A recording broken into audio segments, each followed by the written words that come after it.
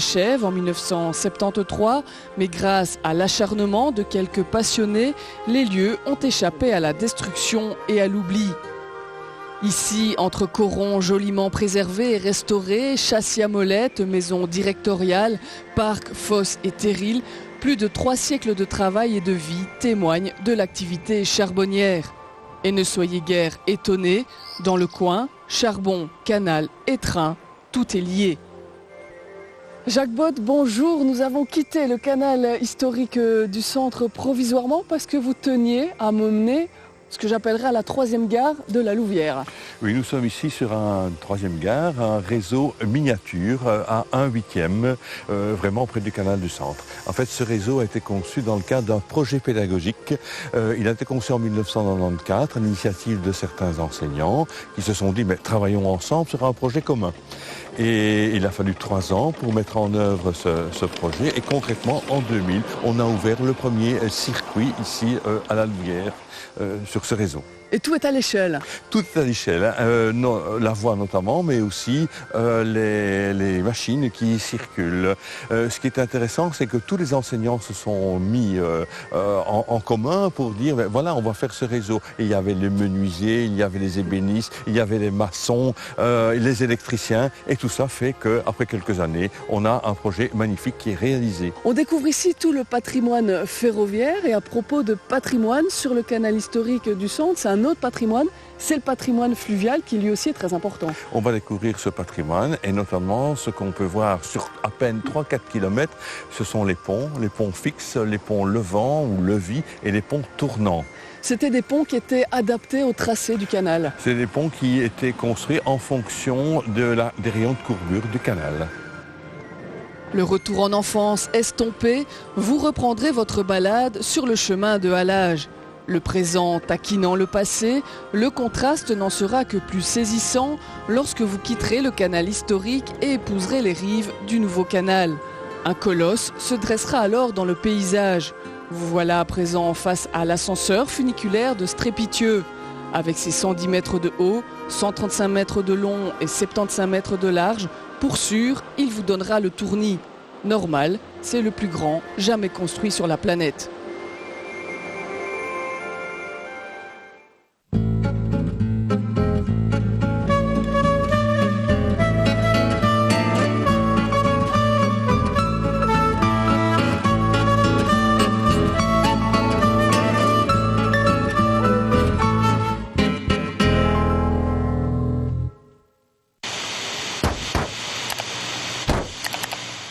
Eh pas, si tu sais plus regarder la télé, tu peux toujours suivre TVLux en direct sur internet. Rejoignez-nous sur www.tvlux.be/direct.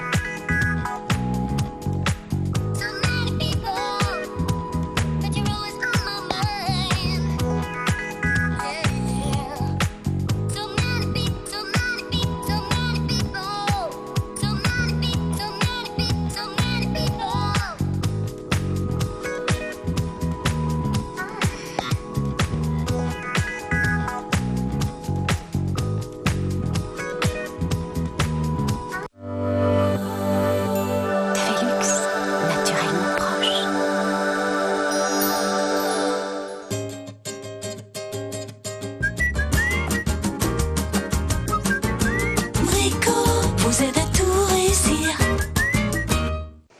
Je vous retrouve dans quelques instants, juste après le journal, pour les prévisions météo en province de Luxembourg. Le mois d'août va commencer sous le soleil.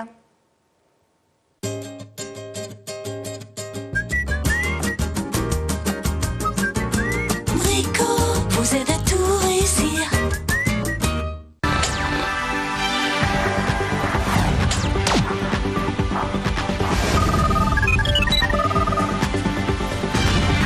Situation de crise dans le secteur laitier. Nous irons chez un éleveur voir ce qui a changé ou non depuis 2009.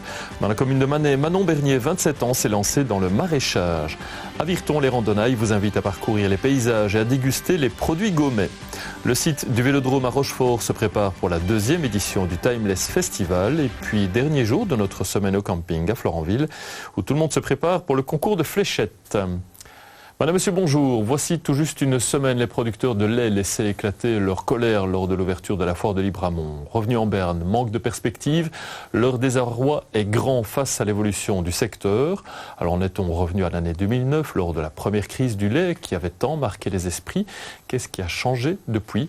Thomas Nagan s'est rendu dans une exploitation à Flavion, près de Florène.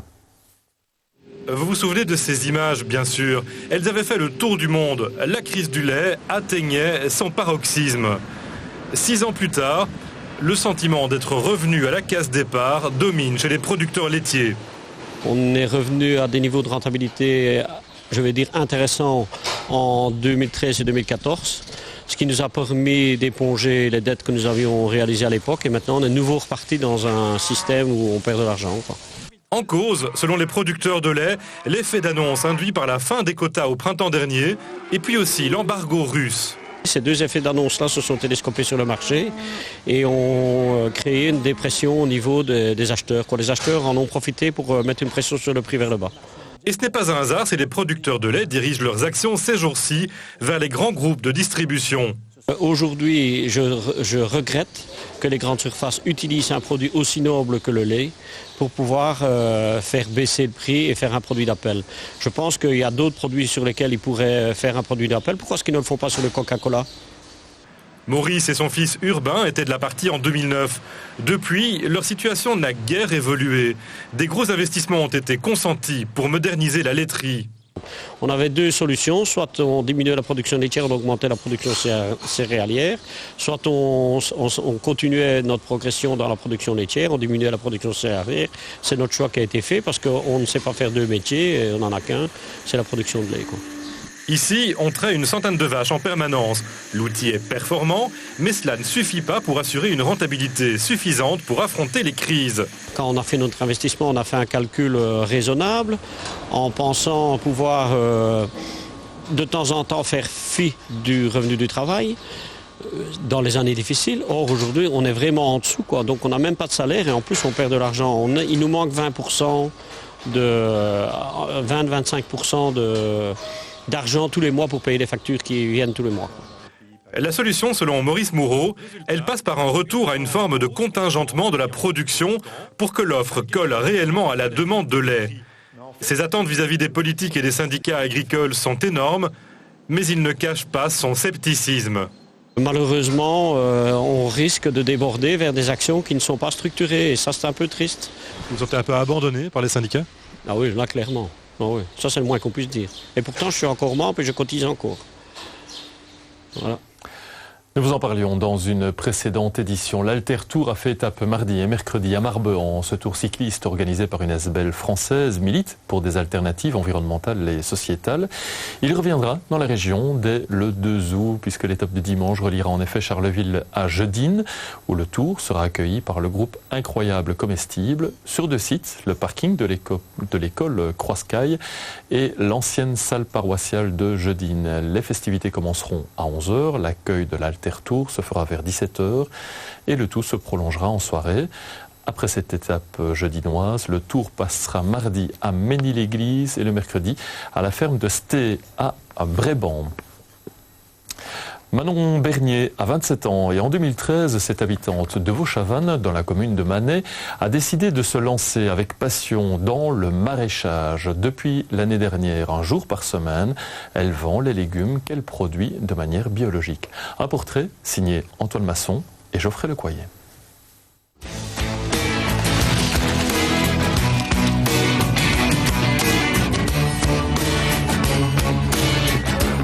Sa passion pour la culture des légumes, Manon l'a surtout développée au Québec.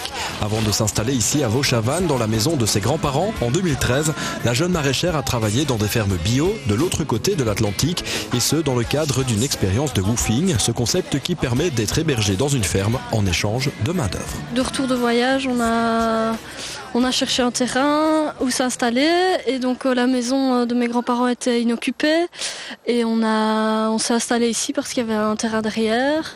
Et donc j'ai commencé par cultiver des pommes de terre et puis faire un stage dans 2 fermes en même temps.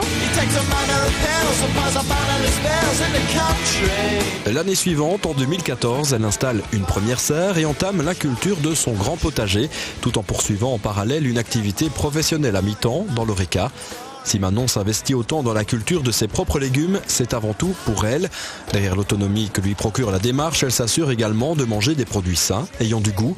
Mais c'est aussi pour les autres, puisque chaque vendredi, elle vend sa production directement aux consommateurs dans son jardin. J'essaie de voir un peu ce qui fonctionne, et finalement à la campagne, j'ai remarqué que c'était plus la vente au détail qui fonctionnait.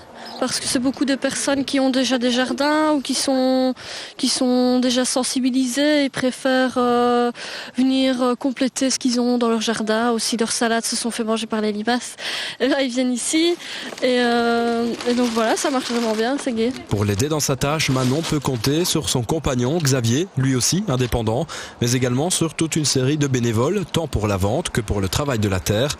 Une terre que Manon souhaite préserver au maximum. Elle travaille avec un système de planches permanentes, c'est-à-dire des portions de terre meuble surélevées, larges d'environ 1 mètre. On a une très bonne structure, quoi, et d'année en année, j'arrive à améliorer mon sol et pas à chaque fois retourner.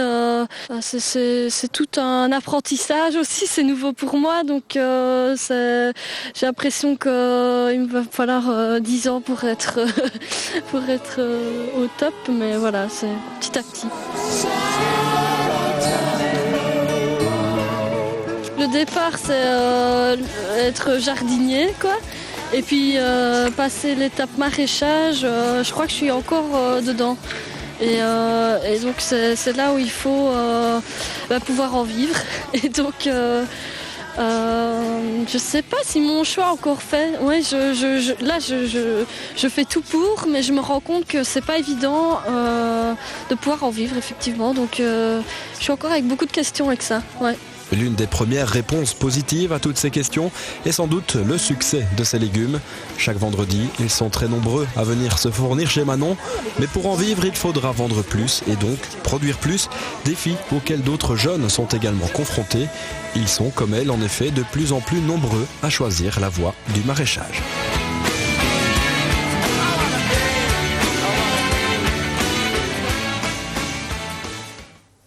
Ce mercredi à Chenois-Virton s'est déroulée la 12e édition des Randonnailles, une balade découverte du terroir et des paysages gourmets. Et c'est dans 2 exploitations fruitières que nous emmènent Nicolas Guidi, Pascal Norom et Julien Strepen. Depuis 12 ans, la Maison du Tourisme de Gaume organise ses randonnailles estivales. Une occasion pour ces marcheurs de découvrir ou redécouvrir le terroir et les paysages bucoliques gaumais. Ici, cette année, on est sur la thématique des jardins. Donc, on va découvrir différents jardins dans la région. Et puis, on fait une petite promenade où on explique en général le patrimoine architectural, etc., historique du village. Premier arrêt découverte chez Jean-Noël Wagner, ce passionné d'horticulture cultive mûres, groseilles et cassis. Ce dernier possède d'ailleurs quelques spécimens remarquables. On a 3 sortes de mûriers. On a donc des mûriers ornementaux, parce que ça les gens ne savent pas nécessairement que ça existe. Moi j'ai 11 variétés, il existe environ 35 variétés reconnus pour l'instant de mûriers ornementaux. Ça permet d'avoir vraiment des arbustes qui sont un peu différents quand vous voulez faire des plantations ornementales devant chez vous, des fruits qui sont comestibles et des tiges qui ne ressemblent pas non plus nécessairement aux mûriers classiques. Après une cueillette minutieuse, les fruits sont transformés en vin, crème et confiture. Il est d'ailleurs possible d'acheter ces produits dans les commerces locaux ou au syndicat d'initiative de Virton. Quelques haltes dans le village de Chenois, Et c'est à la cidrerie Munot que les marcheurs sont invités à s'arrêter. La pomme, la famille Munot la connaît bien, cela fait d'ailleurs 100 ans qu'ils l'exploitent. La famille Munot travaille dans le milieu de la pomme depuis le début du siècle passé parce que mon arrière-grand-père était normand et est venu s'installer à Virton et fonder une cidrerie. Maintenant, au niveau du pressage de la pomme et du façonnage du jus de pomme, nous avons commencé réellement en 2010 ici sur les hauteurs de Chenois. Cidre, jus de pomme ou encore un service de pressage, la cidrerie Munot prévoit d'agrandir sa sélection de produits très prochainement. Nous envisageons un troisième produit intéressant pour la Gaume, c'est le zygomar. Mais ça, c'est en test et nous espérons pouvoir en produire à partir de l'année prochaine. Après cette découverte du village de Chenois, nos randonneurs assistent à un cours d'analyse sensorielle. Une kyrielle de produits locaux, dont les vins de Jean-Noël Wagner sont scrupuleusement analysés avant leur dégustation. Et si l'envie vous prend de participer aux prochaines randonnailles, il est obligatoire de réserver votre place au 063 57 89 04. Voilà, justement, les prochaines randonnailles, ce sera mercredi prochain. Elles vous emmèneront dans les jardins et sur les terrasses du château de Fresnoy, près de Montmédy, en France. Ce week-end, le Vélodrome de Rochefort accueillera la 2e édition du Timeless Festival, un gros événement pour les passionnés de musique électronique. Samedi, l'affiche sera consacrée à l'électro et dimanche, la tendance sera hardstyle. Nicolas Lambray et Jérémia de Gimbre sont allés faire un petit tour sur le site pendant les préparatifs. On va au garage où sont entreposés les chalets de la ville de Rochefort. Parce qu'on va utiliser leurs chalets pour les tickets, pour les entrées et ainsi de suite. Un petit cadeau de la ville.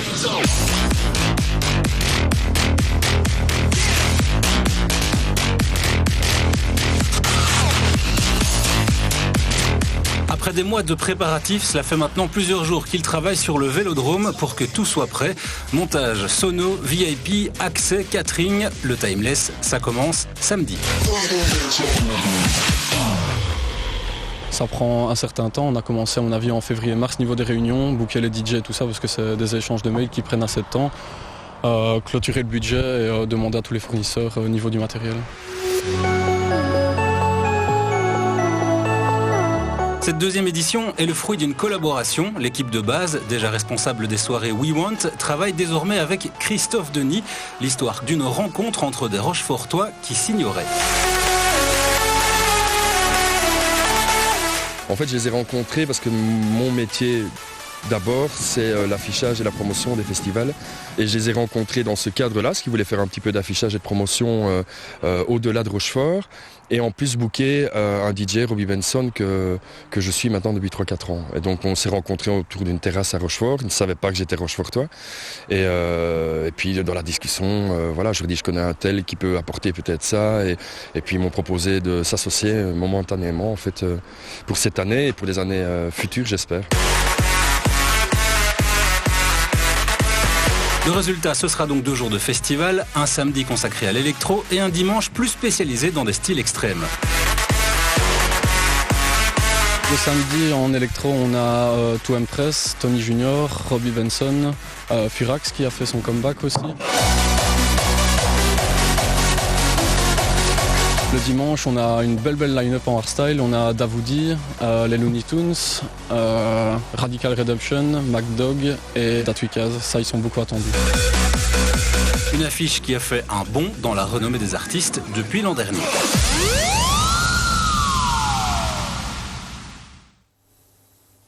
Au camping La Rosière à Florenville, on se prépare pour l'activité principale de la journée, le concours de fléchettes.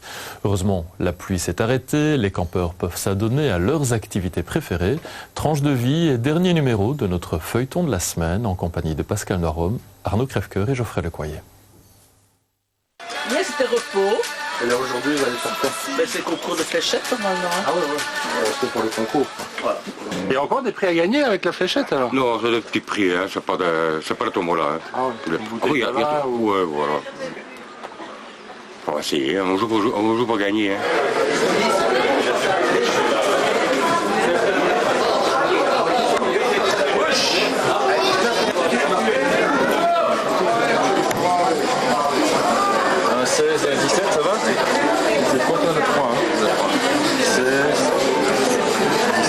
Il faut arriver à attraper 3 fois le 20, 3 fois le 19 comme ça jusqu'à la mouche. Et ensuite ensuite, donc ceux qui n'auront pas eu le numéro, s'il en manque 4, ben, ça sera moins 4 pour eux et un plus 4 pour l'autre équipe. D'accord. Et après, il y a un système de quart de finale Les deux gagnants ensemble et puis les deux perdants ensemble aussi.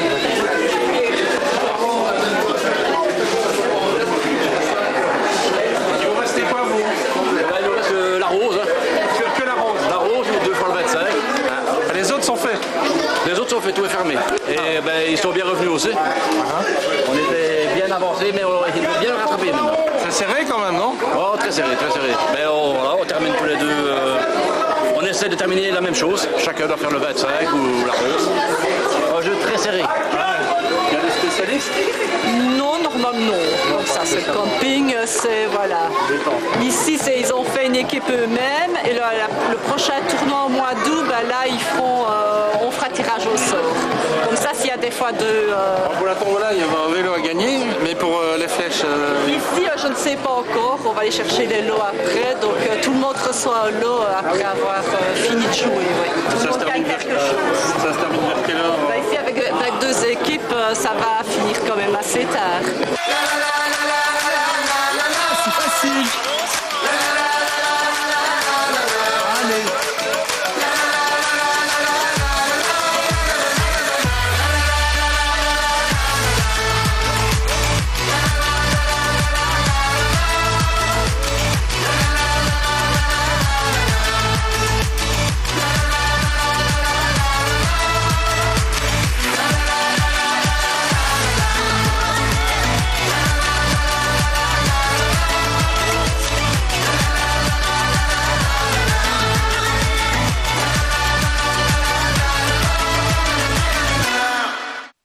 Voilà, les vacances au camping, c'est fini et c'est la fin de cette édition. Merci à toutes les équipes, toujours sur le pont, à TV Luxe et à ma télé. Prochaines infos lundi dès 18h. Excellent week-end.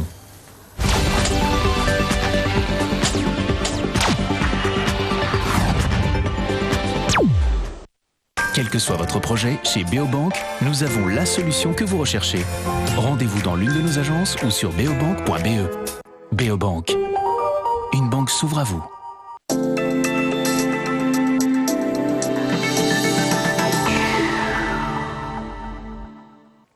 Bienvenue à tous, le temps sera agréable, lumineux pour commencer le mois d'août. Nous sommes passés tout doucement sous l'influence de haute pression dans un flux continental, un flux de nord-est qui nous ramène de l'air plus sec, mais de l'air qui est tout de même encore un petit peu frais. Alors pour demain, on aura un soleil généreux, puis quelques voiles de cirrus qui vont arriver à partir de l'ouest. L'après-midi, ils vont se propager à toutes les régions. On aura également quelques petits cumulus sur le sud de la Belgique. Les températures, elles seront à la hausse, avec en milieu de matinée de 12 à 14 degrés. L'après-midi, les maxima vont s'établir entre 20 et 24 degrés. Et puis pour la suite, eh bien, on va garder des conditions estivales. Dimanche, un temps ensoleillé, quelques passages nuageux, 25 degrés à Bruxelles. Pour lundi, un pic de chaleur avec 30 degrés. On aura au fil des heures, en tout cas dans l'après-midi, un petit peu plus de nuages. Ils se feront menaçants en fin de journée, avec une dégradation orageuse dans la nuit de lundi à mardi. Mardi en matinée, ces orages vont s'évacuer par l'est et à l'arrière, on retrouvera un temps tout à fait calme. Côté des éphémérides, eh bien, demain nous fêterons Alphonse et nous perdrons 2 minutes de clarté. Ne bougez pas, tout de suite c'est la météo de votre région.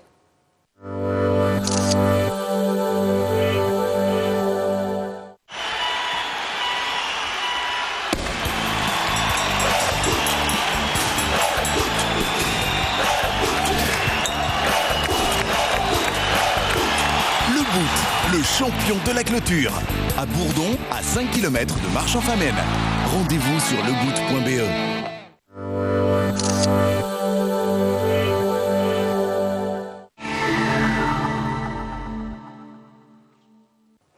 Temps lumineux et très agréable pour ce premier août sur la province de Luxembourg. Un soleil généreux, quelques voiles de cirrus, 2-3 cumulus aussi, mais qui resteront juste décoratifs. Et concernant les températures, eh bien, on attend 20 degrés à Vielsalm ainsi qu'à Libramont, 24 à Arlon et à Virton. En ce qui concerne le pollen, pour l'instant, la quantité de pollen dans l'air est assez faible et la prochaine vague pollinique est celle de l'Armoise.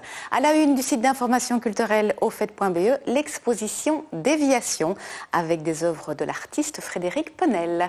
Et voilà, je vous souhaite de passer une excellente fin de journée. À demain.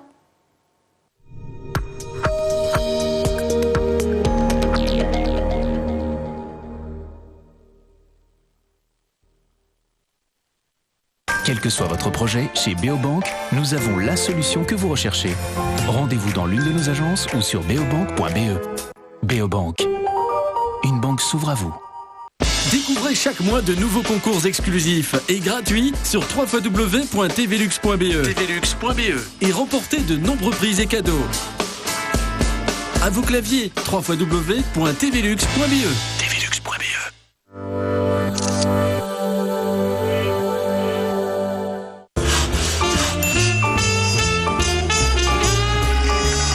Chez Arma, le conseil n'est pas en vain mots. Bois, décoration, outillage, sanitaire, plein air, textile, Arma, route des Ardennes à Messancy. Arma, le conseil en plus. Quiche Chef au Luxembourg, une des plus grandes maisons d'ameublement en Europe. Si vous cherchez des meubles par exemple, venez découvrir sur 38 000 mètres carrés les chambres à coucher, les fauteuils et plus de 180 canapés. Le choix est énorme et les prix sont imbattables. Touchez, essayez et laissez-vous conseiller. Rêvez votre habitat pour habiter vos rêves chez Quiche Chef à Capellonne au Luxembourg, à 10 minutes d'Arlon, autoroute A6, sortie numéro 2.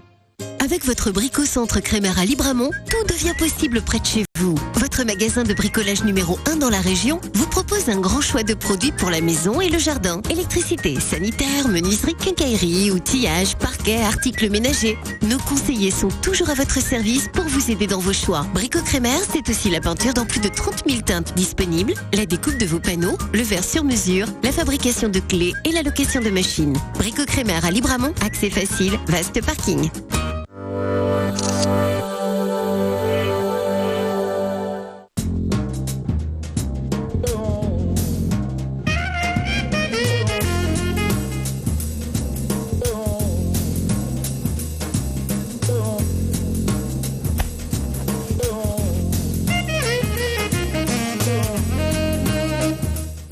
Bonjour et bienvenue dans ce nouveau numéro de Livre-toi, le magazine du livre et de l'actualité culturelle.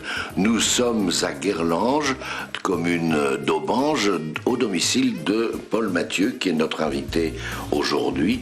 Licencié en philologie romane de l'Université de Liège, professeur de français et d'espagnol à l'Athénée Royal d'Attu. C'est à une double rencontre que nous allons participer aujourd'hui avec le poète, d'une part, qui a publié aux éditions Phi un livre illustré par Jean Morette, En venir au point, et d'autre part, le secrétaire perpétuel de l'Académie luxembourgeoise qui célèbre ses 80 ans.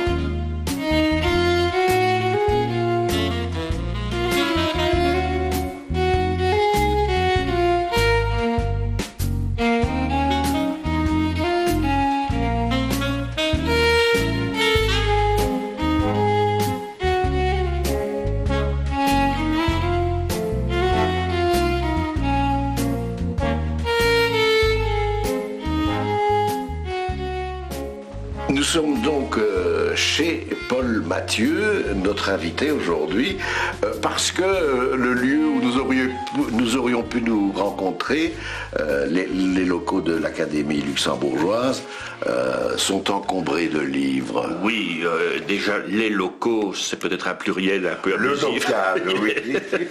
Oui, le local, on a certainement plus de 10 000 livres au total à l'Académie. Tout n'est pas dans le seul local que nous occupons, mais il y a une grosse partie. Donc, effectivement, c'est difficile d'y faire autre chose que des réunions en comité très restreints.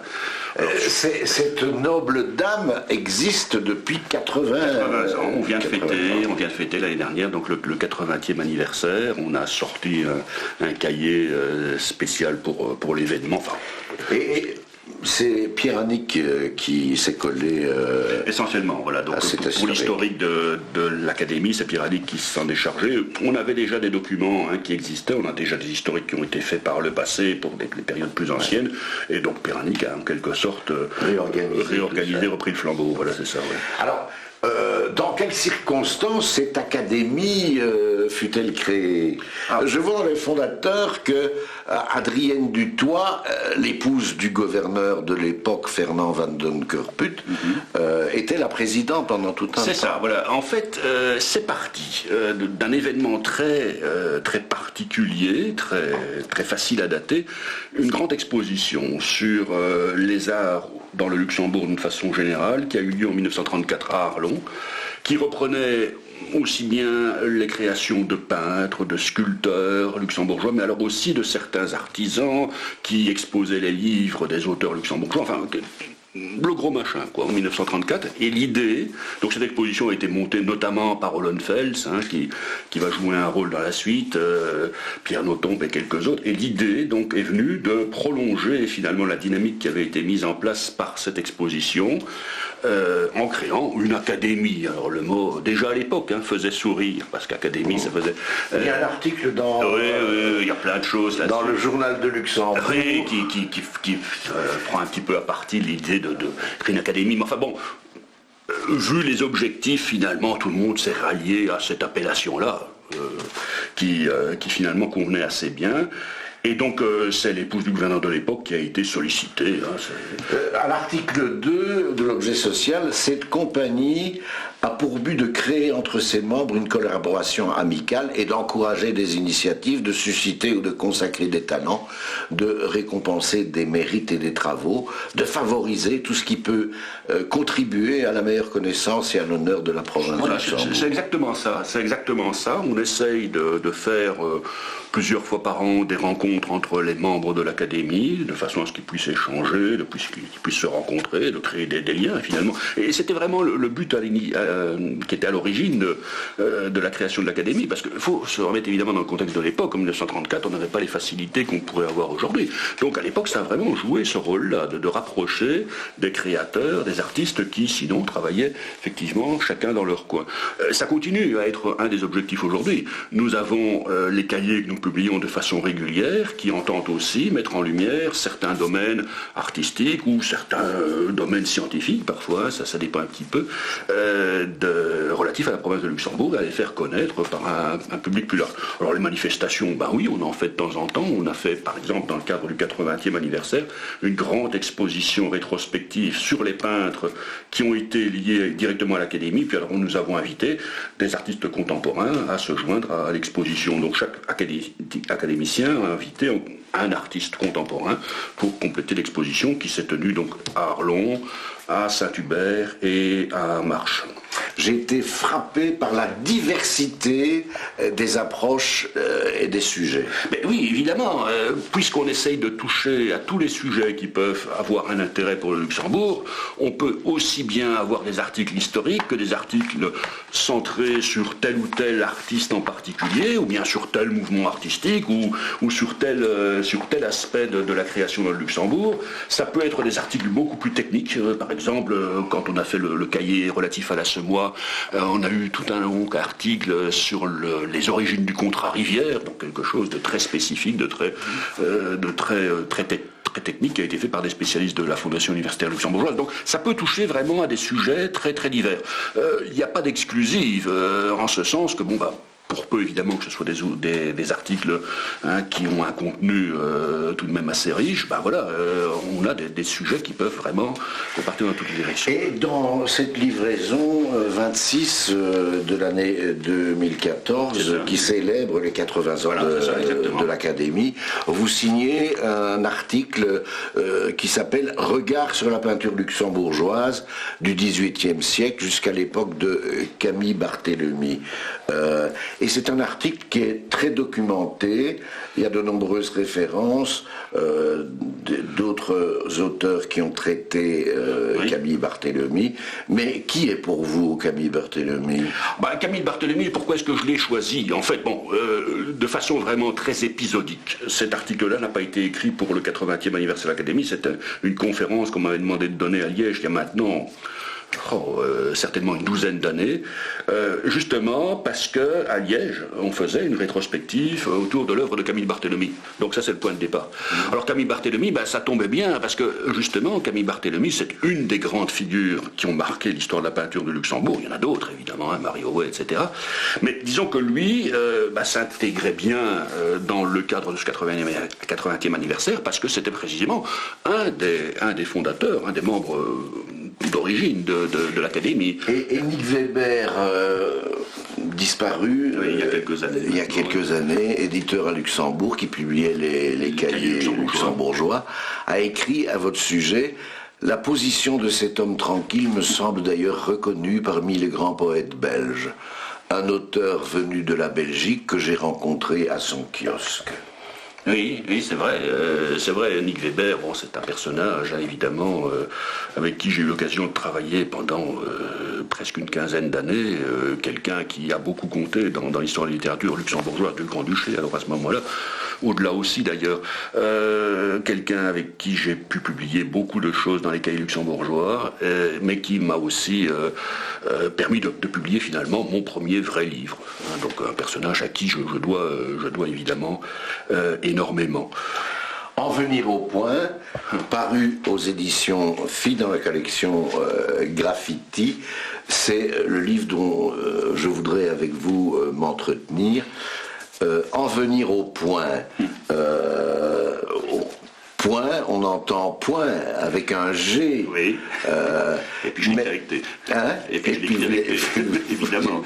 Mais oui, en venir au point, parce qu'il y a toujours un côté un petit peu, un côté un petit peu belliqueux, c'est pas vraiment le terme qui convient, mais un côté un petit peu, je vais dire, de violence contenue dans la poésie. Quelque part, la poésie, c'est pas une parole ordinaire, c'est une parole qui, quelque part, dérange, ne serait-ce qu'au moins que la langue.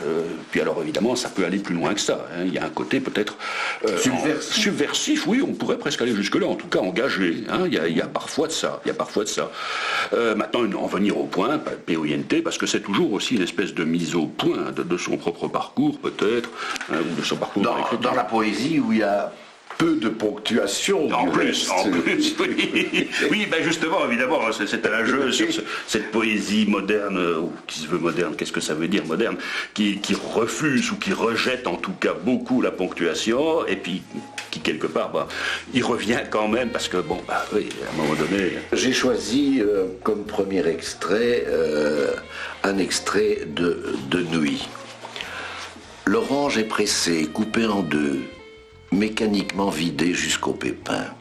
La peau quitte la fibre, rien ne peut s'écrire sur tel voyage à l'épuisement, rien. Rendu à sa consistance première, l'écorce ne laisse voir aucune marque. Seulement sa peau granuleuse, boursouflée parfois, et déchirée avec régularité à partir de la circonférence.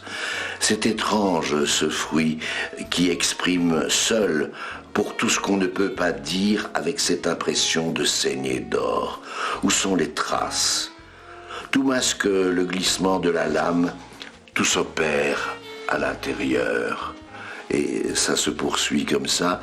Vous pouvez écrire sur des fruits, sur des objets, sur des émotions, glaner au fil de votre cheminement. Oui, c'est ça. Mais ici, l'orange, c'est ces machines qui pressent le jus d'orange automatiquement, on reconnaît la description, mais ça, c'est évidemment le prétexte, dans tous les sens du terme d'ailleurs.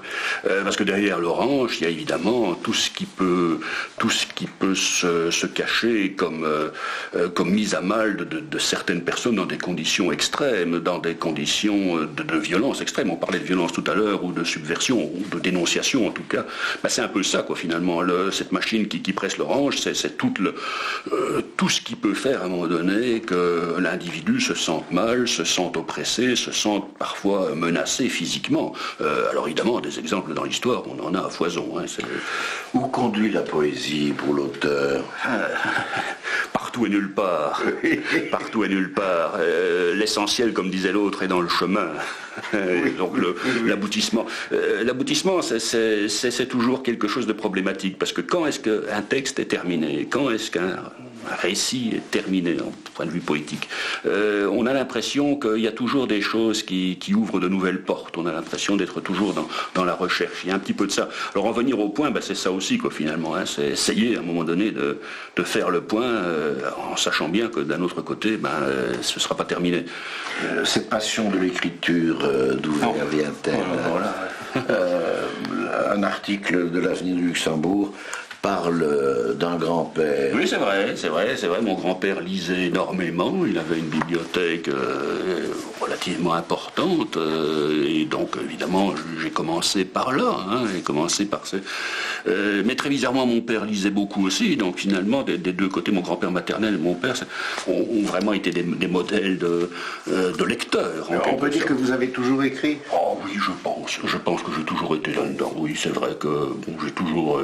on faisait un petit journal à l'école, forcément, j'étais dans le coup. J'ai toujours été dans ce... Vous aimez cette expression écrite?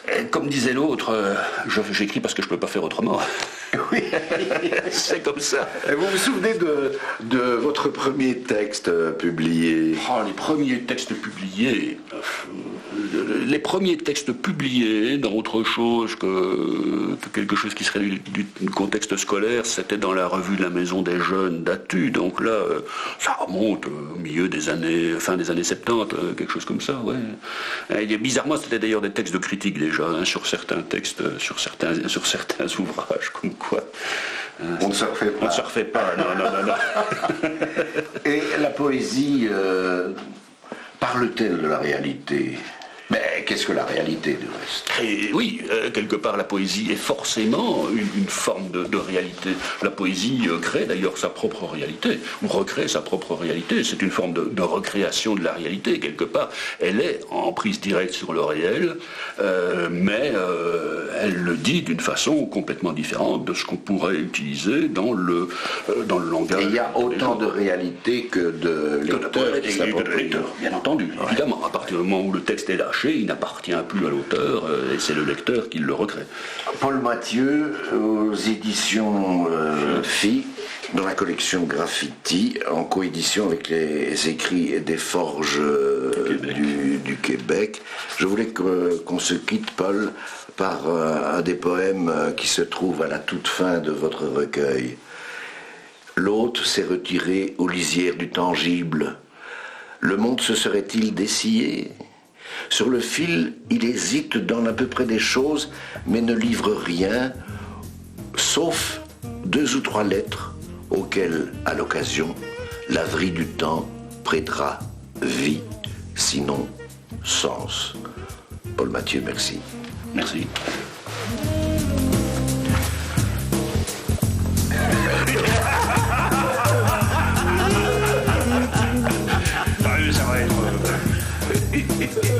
En plus, seul lui comprendra. Oui, et puis le salaud, il est capable de nous demander un copyright.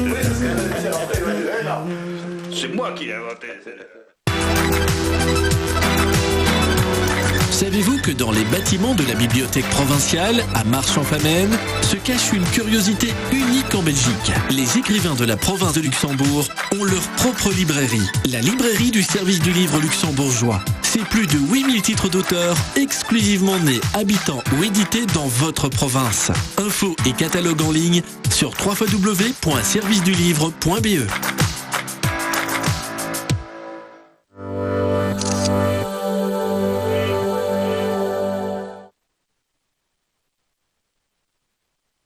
La province de Luxembourg, terre de festivals. Toute l'année, la province de Luxembourg vous accueille dans plus d'une trentaine de festivals. Rock, classique, art de la rue, contes, cinéma, mais aussi musique du monde, électro, jazz, théâtre. Venez partager votre passion aux 4 coins de la province. Pour connaître toutes les dates des festivals, demandez la publication des festivals au 061 250 152 ou rendez-vous sur le site internet www.o-fête.be. Avec TV Lux et les jeunesses musicales, le Gaume Jazz Festival se met sur son 31. Du 7 au 9 août, une centaine d'artistes sur 5 scènes. Franck Tortier célèbre Janis Joplin, Stacey Kent from USA, Tom Barman et Taxi Wars. Beaucoup de surprises inédites dans l'ambiance conviviale du parc de Rossignol. Info sur gaume-jazz.be. La jeunesse de Jeudine présente la 27e édition des soirées en plein air de Jeudine. Vendredi 7 août, soirée Back to the 90s. Viens redécouvrir l'ambiance de ces années folles sous une structure lumineuse gigantesque. Et le samedi 8 août, viens t'éclater au rythme des meilleurs DJ belges 2015. Tous à Jeudine, c'est 7 et 8 août. C'est l'événement incontournable de l'été.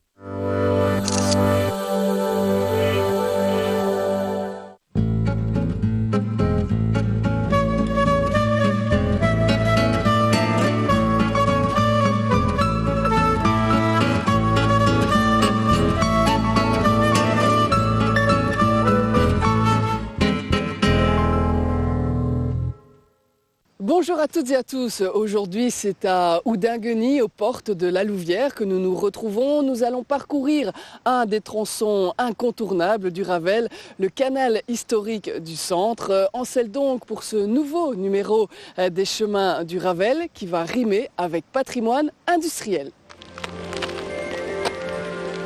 Qui dit canal du centre historique dit forcément ascenseur. Ils sont au nombre de 4 répartis en l'espace de 7 km entre Houdin et Thieux. L'ascenseur numéro 1 au pied duquel vous vous élancerez est le premier à avoir été construit en 1885. Comme ses frères, il constitue le fleuron de la technologie métallique et du génie civil belge de la période industrielle. Ces bacs mobiles remplis d'eau, munis de portes par où pénètrent les bateaux, opèrent un mouvement proche de celui d'une balance et permettent de racheter une chute d'un peu plus de 15 mètres. Denis Colette, bonjour, vous êtes journaliste ici à Antenne Centre. Nous sommes sur ce magnifique Ravel du canal du centre historique. C'est un canal qui a failli ne jamais connaître de deuxième vie. Exactement, Frédéric. Il faut savoir qu'au début des années 80, on a failli transformer ce canal en route. On voulait le remblayer. Pourquoi ? Eh bien parce que la navigation fluviale ne servait plus, puisqu'on était en train de construire l'autre canal à grand gabarit, 1350 tonnes, qui passait par Strépitieux. Donc tout ça, cette sauvegarde du canal historique du centre et de la cantine des Italiens, on la doit à un visionnaire qui s'appelait Jean-Pierre Gaillet, qui a aussi créé le plan Langue. Vous parlez de cantine des Italiens, c'est vraiment un endroit symbolique sur ce canal.